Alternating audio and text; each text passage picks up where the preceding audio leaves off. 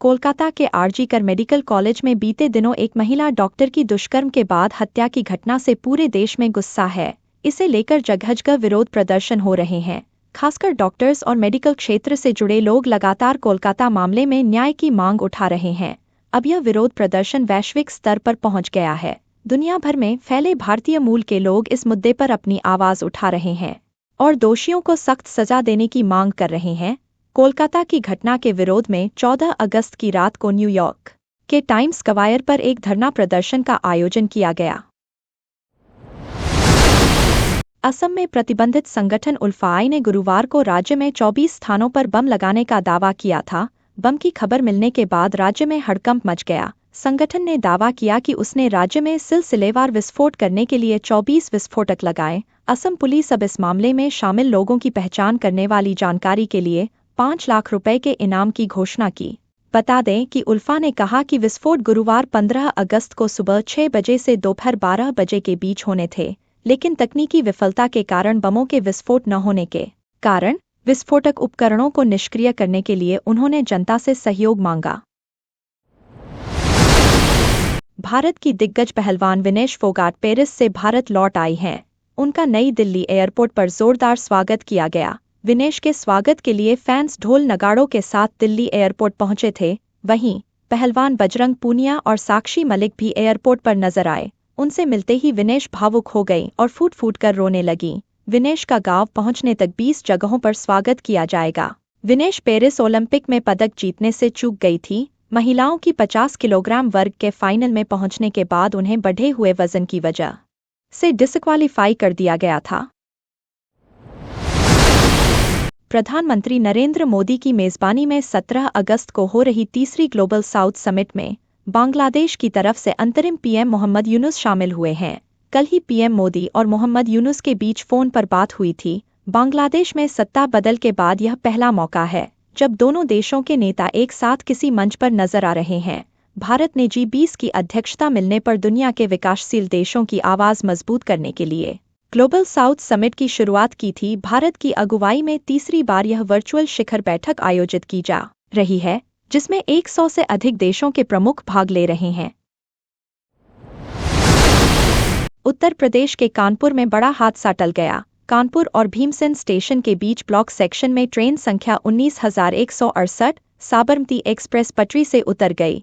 Engine track पर रखी किसी वस्तु से टकराया और कानपुर के पास पटरी से उतर गया। अभी तक घटनास्थल से किसी के घायल होने की सूचना नहीं मिली है। प्रशासन द्वारा राहत और बहाली का कार्य जारी है।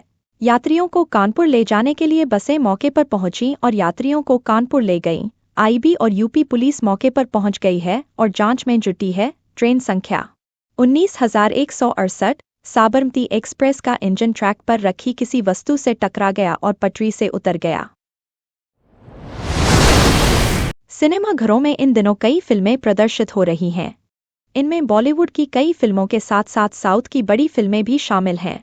ये सभी फिल्में स्वतंत्रता दिवस के मौके पर एक साथ रिलीज हुई हैं, मगर इन सभी फिल्मों में बॉक्स ऑफिस पर किसी फिल्म का दबदबा देखने को मिल रहा तो वह श्रद्धा कपूर और राजकुमार राव की स्त्री 2 फीट है। 2 दिनों फिल्म की कमाई 100 करोड़ रुपए के करीब पहुंच गई है। वहीं इसके साथ रिलीज हुई एक्शन फिल्म वेदा और खेल खेल में का 2 दिन में ही बुरा हाल हो गया है।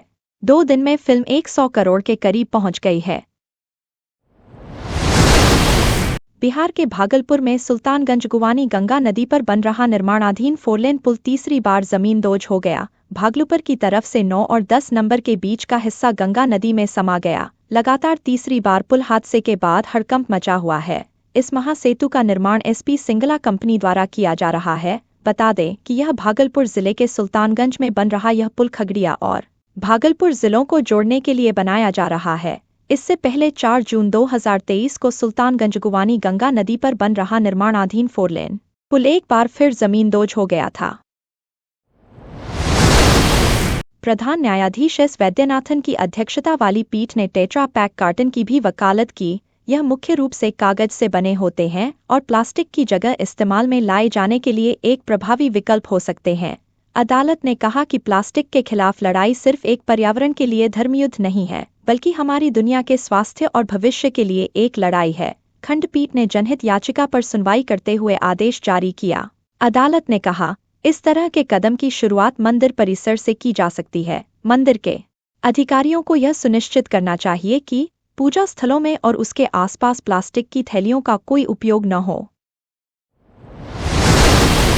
राष्ट्रीय महिला आयोग ने आरजी मेडिकल कॉलेज और अस्पताल में दुष्कर्म एवं हत्या मामले को लेकर प्रशासन पर गंभीर आरोप लगाए हैं।